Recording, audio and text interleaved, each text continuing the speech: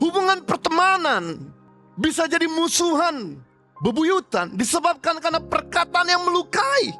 Karena lidah menentukan langgeng atau tidak langgengnya sebuah hubungan.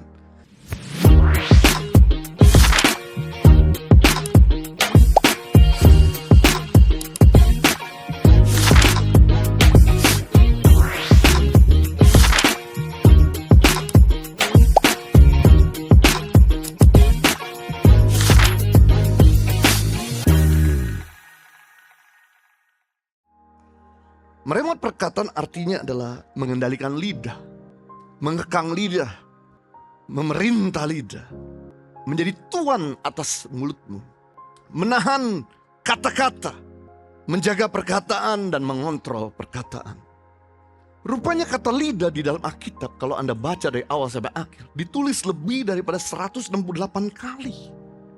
Dan paling banyak ditulis dalam kitab Amsal.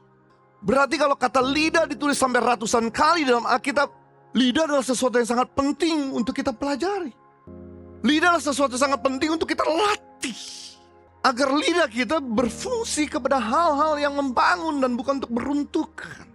Sebab firman Tuhan berkata Amsal 18 ayat 21, sungguh mengerikan, hidup dan mati dikuasai lidah. Siapa suka mengemakannya akan memakan buahnya. Wow.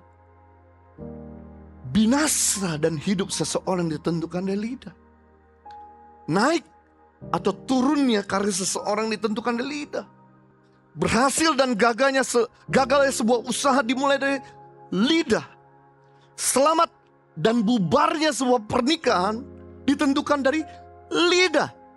Rupanya problema terbesar dan terbanyak yang terjadi dalam kehidupan kita disebabkan karena lidah yang tidak terkendali. Sekali lagi, persoalan terbesar dan terbanyak yang terjadi dalam kehidupan kita sehari-hari disebabkan karena tidak menahan lidah. Hubungan suami istri bisa bercerai disebabkan karena kata-kata yang mengintimidasi. Minta maaf, hubungan kakak dengan adik tidak ngomong lagi puluhan tahun disebabkan karena perkataan yang menyakitkan. Hubungan pertemanan bisa jadi musuhan, bebuyutan disebabkan karena perkataan yang melukai. Karena lidah menentukan langgeng atau tidak langgengnya sebuah hubungan.